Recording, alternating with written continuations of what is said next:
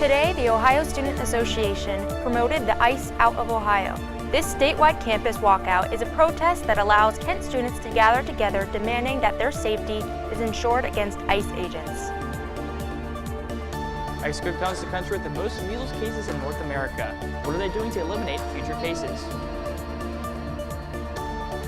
Vice President Vance met with the Italian Prime Minister ahead of the Winter Olympics. Find out what they talked about later. It was held earlier today. Find out more about the medals Olympians can win as KSTV starts right now.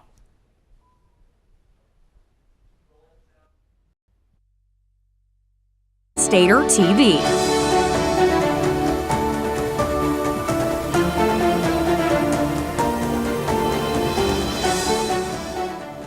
Good evening, everyone, and welcome to the Friday Newscast. I'm Ryan Mead. And I'm Tatum Lawrence. Thank you for taking time to join us for our first live Friday newscast of the semester.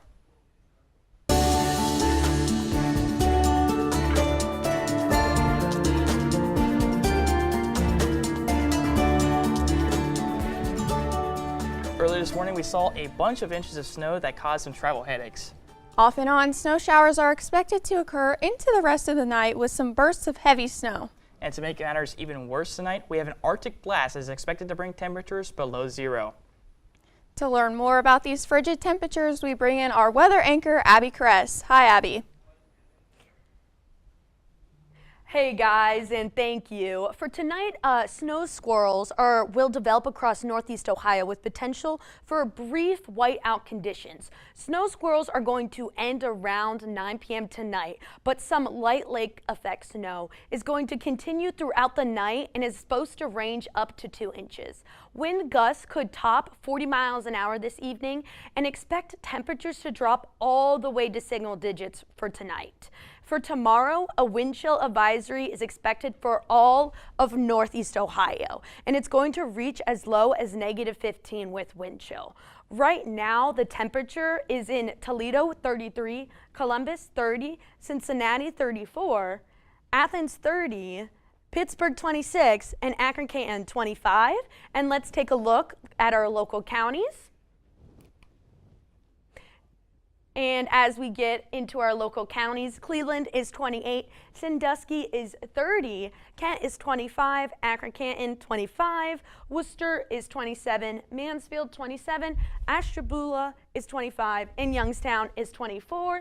And if we take a look at our hourly forecast for this evening, we will see that, as I stated earlier, it's just going to continue to get colder. With at 8 p.m. it's going to be 25 degrees and a 60% chance of snow. 10 p.m. 19 with a 15% chance of snow, and midnight it's going to be 13 degrees with a 15% chance of snow. So it's going to be a pretty cold weekend, I would say, and the wind chill is definitely going to be very bitter coming out for tomorrow. So if you are going to go outside, I would recommend making sure you have the appropriate layers on. This will include wearing a hat, and a scarf and gloves. So stay safe. Wear layers. The snow and cold weather is staying for the weekend, and I'll be back with some more. Thanks, Abby. Many students across Ohio have been going to ICE protests to voice their opinions. Well, with more on the protest, let's go over to Leah Schaefer for more. That's right, guys. I went to the Ice Out protest and met with a few of the organizers to understand more of their goals and demands as to why this protest occurred. Today, the Ohio Student Association promoted the Ice Out of Ohio. This statewide campus walkout is a protest that allows Kent students to gather together, demanding that their safety is ensured against ICE agents. I know that we felt emotionally unsafe with the loss of our identity centers. We were financially unsafe with the loss of a couple of emergency scholarships, and now we are physically unsafe if ICE decides to come onto campus. Students gathered at the K with signs and chants. They then marched to Oscar Ritchie Hall to listen to the guest speeches. The speeches focused on learning the history of ICE and how to handle interactions with them safely and legally. They're not just focusing on minorities anymore. They're attacking anybody that's standing up against them, and we want all of our students to feel safe. It's very, very important to us that students have their voices heard and that they are part of the decision-making process when it comes to demands like this.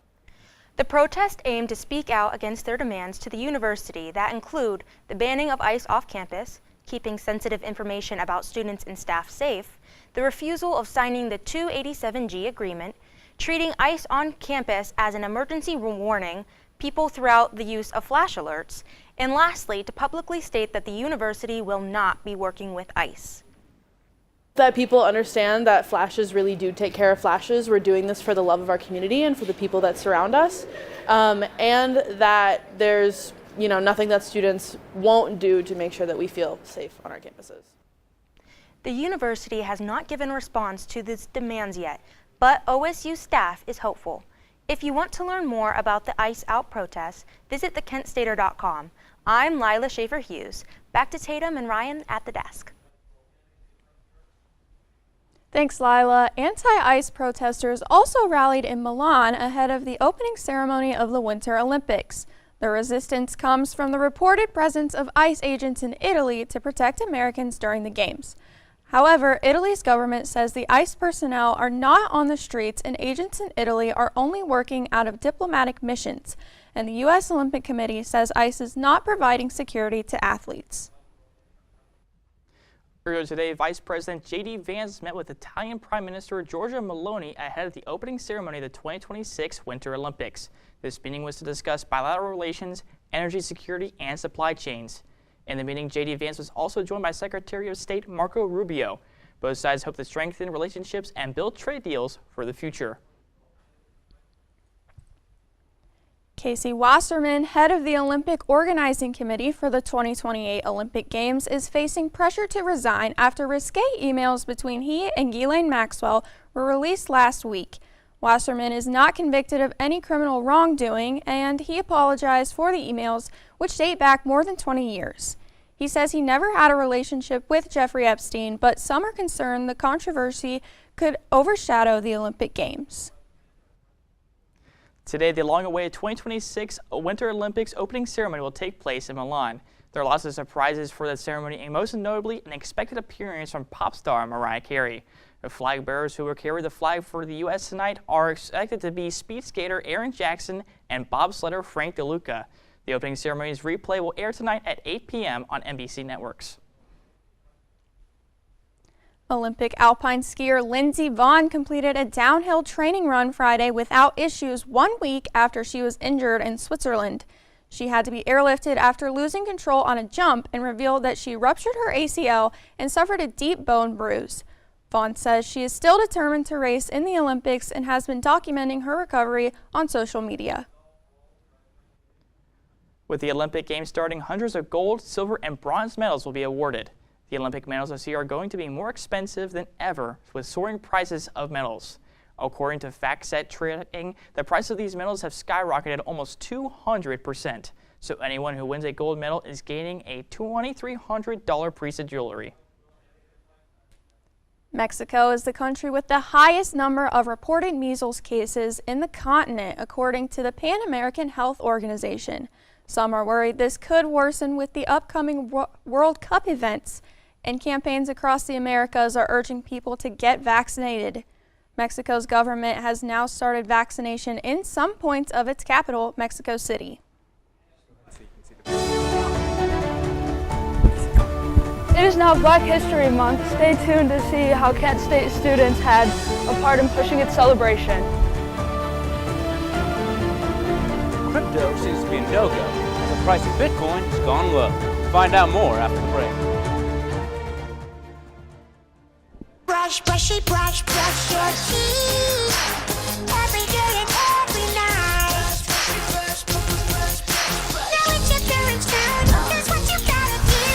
Let them have your toothbrush so that they can brushy, brush your teeth. Good job, you're almost done. 5, 4, 3, 2, 1. That's it. Help your teeth stay healthy. Brushy brush with a grown-up every day. Hey, I'm worried about your parents. We need to show them how to spot phishing emails. Agree, the scammers are out of control. And we need to show them how to use a password manager. Plus, help them add multi-factor authentication. Yes, we use MFA at work and it's great.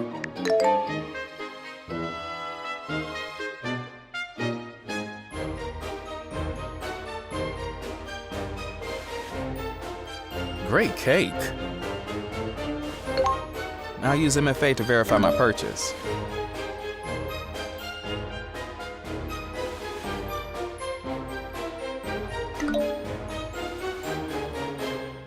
Software update? Done. Time to celebrate. For more information on how to keep yourself and those you care about safe online, go to cisa.gov/secure-our-world. Can you help me?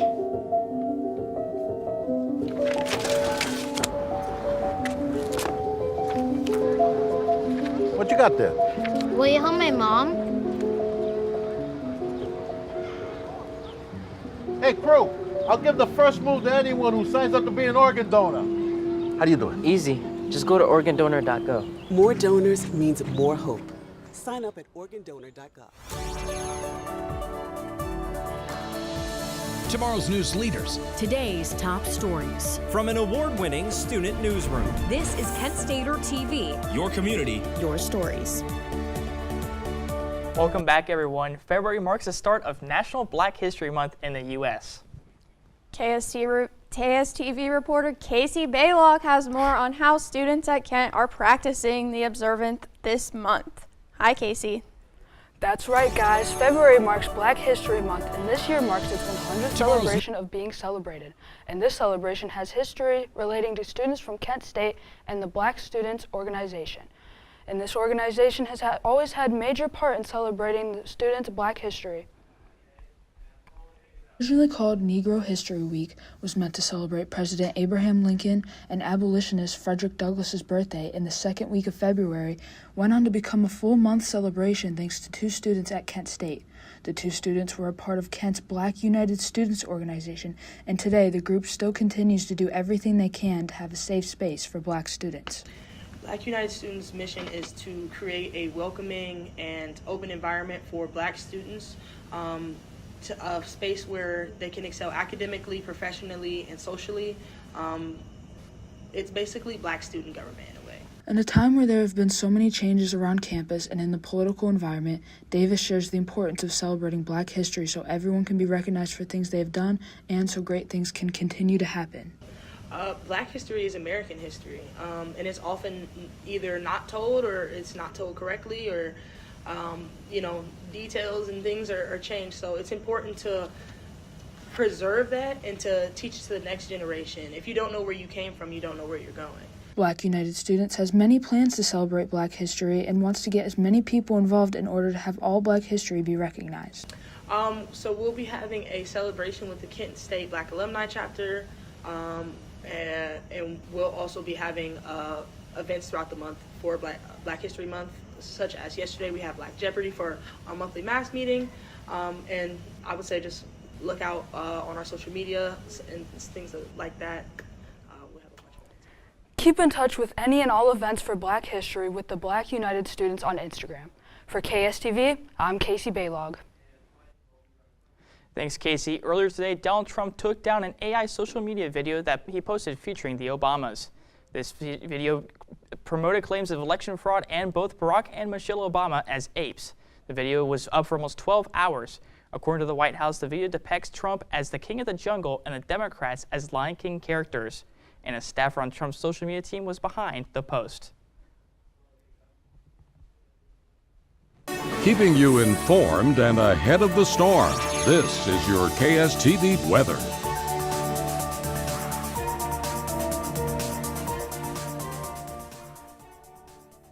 Let's get the the snow on the road, it's time to look at the weather. Alrighty, so for today, it was 26 degrees with the wind going west in 11 mile an hour, and the humidity was 86 degrees. And like I talked about earlier, we have a winter weather advisory that is starting to tonight and is going to go all the way until 1 a.m. Saturday morning or Saturday night. So now let's take a look at tomorrow. So for tomorrow, it is going to be 14 degrees with northwest winds going 5 mile an hour, 22% chance of snow, and it is going to have wind chill. The moon shape is going to be a waning giddiness, and the sun is going to set at 5:49 p.m. And let's take a look at the weather for the rest of the week. So Sunday, it's going to be 23% chance of snow, high of 20, low of 0. Monday, it's going to be at 19 is the low and 27 is the high with a 23% chance of snow. Tuesday, it's going to be a 45 is going to be the high and a 31, and then it's going to cool down again back into the 30s, and it's going to transition over to some rain instead of snow nowadays. And I'm off to see the blizzard Portage County. Enjoy your weekend and stay safe. I'm Abby Kress, KSTV.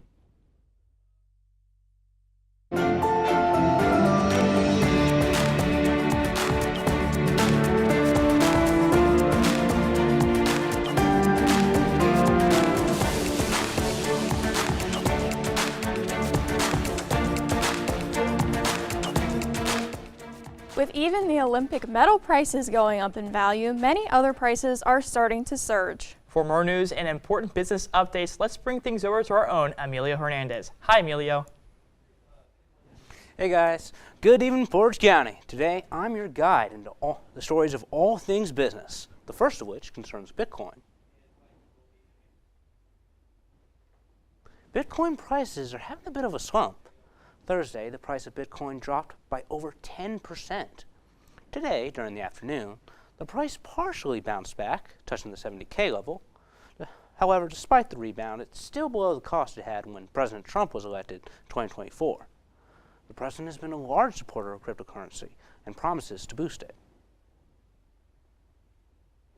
Today, the Federal Aviation Administration announced it will be cracking down on drones and be more aggressive enforcing its safety regulations. This announcement comes after a policy update this year requiring legal action when drone operations endanger the public, violate airspace rules, or assist in a crime. Violators can be fined to up to $75,000 and have their license suspended. Uber has been found liable in a lawsuit filed by a woman who claimed a driver for the company raped her. Uber has been ordered to pay $8.5 million to Jay Lundeen, though the company plans to appeal to a lawsuit. The lawsuit is being seen as a bellwether case for over 3,000 pending sexual assault and sexual misconduct lawsuits against Uber. The parent company of Jeep and Chrysler, Stellantis, is reporting a huge financial loss over electric vehicles. Due to misjudged demand, the automaker will be cutting back its manufacturing of EVs. This is a common trend with several automakers, as many invested in EVs when the Biden administration put strict environmental regulations in place, which were rolled back by the Trump administration. And that's all I have for today, folks. For more stories like this, go to KSTV.com. For KSTV, I'm Emilio Hernandez. Thanks, Emilio. Last night, the Football Hall of Fame's class of 2026 was announced. Here are all the names of the new class. The Warriors take on a Western Conference opponent in the Suns. See how the Warriors pull it off coming up next.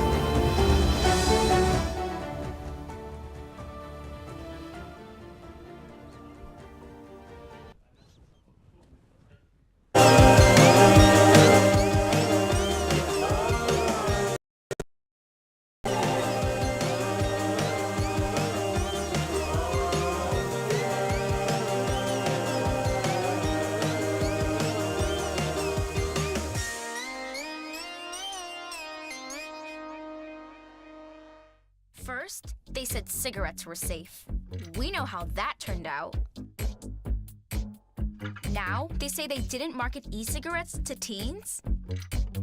Fact, more than 1 in 4 high school students are vaping, and 80% say their first e-cigarette was flavored.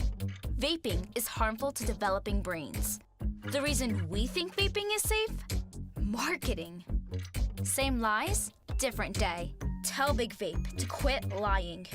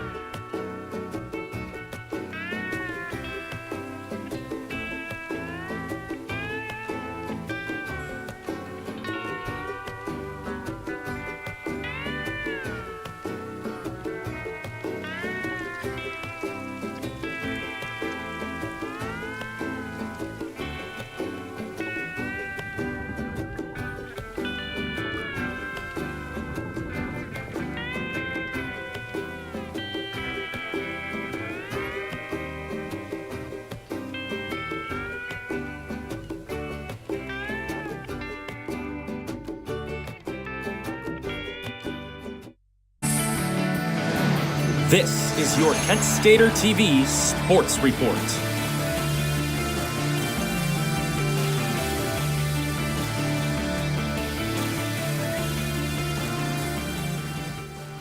Today, the Browns announced the head coach, the defensive coordinator. Today, the Browns announced that defensive coordinator Jim Schwartz has resigned from the team. This comes after the Browns passed on him for their head coaching job, which Schwartz was frustrated over. Schwartz has led the Browns to one of the best defenses in the team history. Even though new head coach Todd Monken wanted to keep him, the Browns will be looking to replace their leader on defense. The 2026 Pro Football Hall of Fame inductees were announced Thursday. They include Drew Brees, Larry Fitzgerald, Luke Kuechly, Adam Vinatieri, and Roger Craig. The list is impressive enough to cool some of the controversy about Bill Belichick being left out, who won the Super Bowl 6 times as head coach. Now for more sports updates, we turn to KSTV's very own Matthew McConaughey. Hi, Matthew. Good evening, everyone. I'm Matthew McConaughey. A lot has happened since last Friday, so let's visit the world of sports, and let's head over to the NFL awards.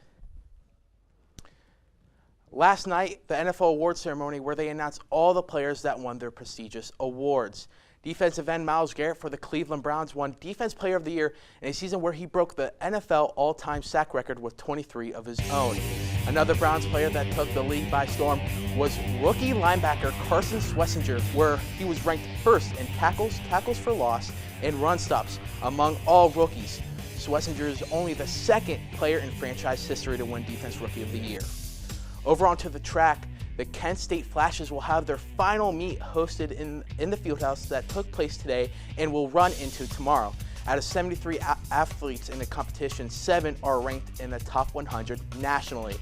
For the complete coverage of the event, make sure to download the official Golden Flashes app and follow the Flashes on all socials. Now onto the hardwood, the Lady Golden Flashes will host App State tomorrow after coming off of a big win against Bowling Green. App State is coming off of 2 straight losses and only 3-8 while on the road this season. The Flashes are 2-3 against Sun Belt opponents and looking to get that record back to an even 500 this season. The Flashes will be streamed live and you can tune in on ESPN+. Heading over to Phoenix, Arizona, the Warriors face a Western Conference opponent, Brooks. Pushing his way into the paint, tells Santos to get out of the way, hand it in his face and drops it in. 45-43, Brooks had 24 on the night. Still in the second quarter, between the legs pass out to Santos for the 3. It's good. 59-42 Warriors. Third quarter, Grayson Allen drives his way in and gets the bucket. 74-71 Suns. Fourth quarter, Gillespie, long 3 from downtown. He's got it. 90-76.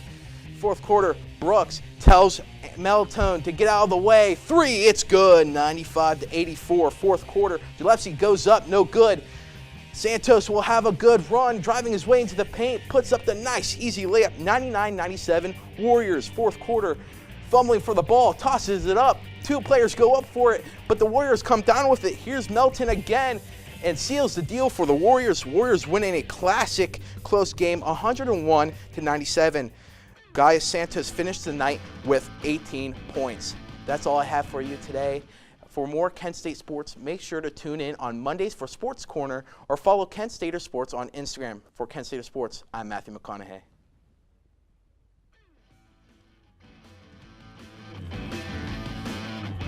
How many people might not go to work the next day?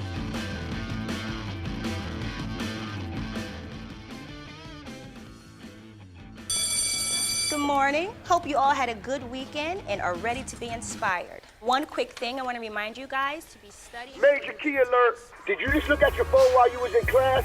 You played yourself. Class, today we're talking about inspirational quotes. You want to get that paper? You better turn in that paper and get an A+.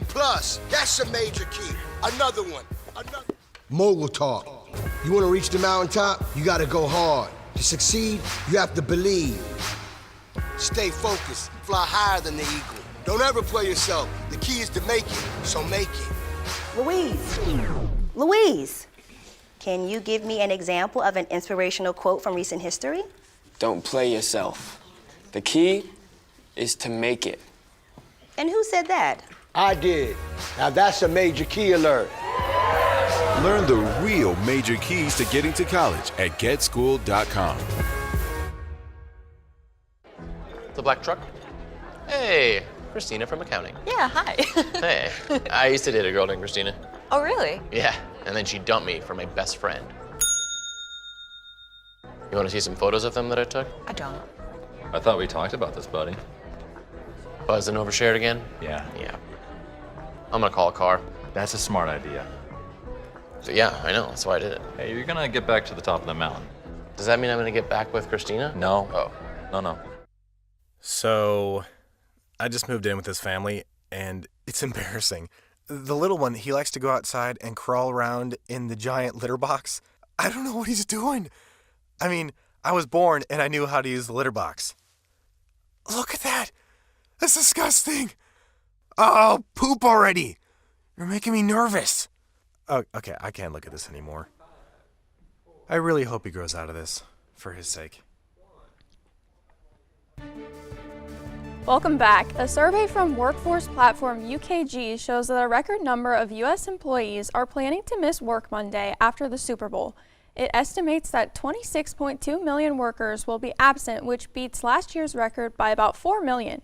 Most workers who plan to miss say they will use PTO or swapping shifts, and others say they plan to call in sick or just not show up.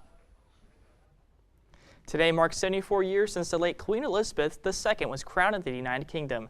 She was the longest reigning monarch in British history after she was crowned at only 25 years old, which is young for most monarchs. She held the crown from 1952 all the way 4 years ago in 2022 when she died at 96. The current holder of the crown is now her son, King Charles III, who himself is 77 years old.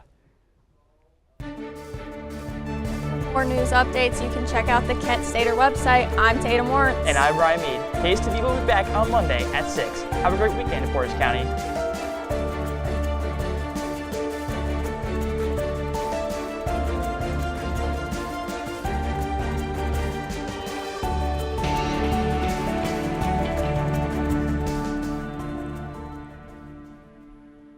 I was just like you, fascinated by stars.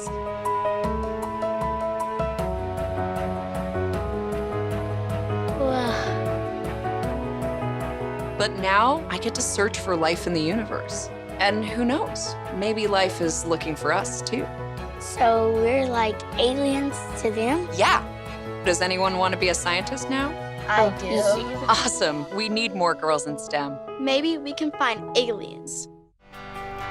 Greetings, loved ones. Let's take a journey.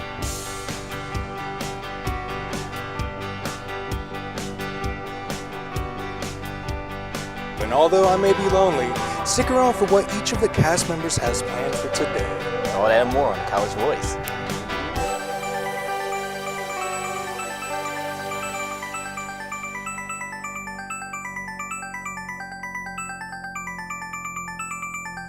Peace. Peace out.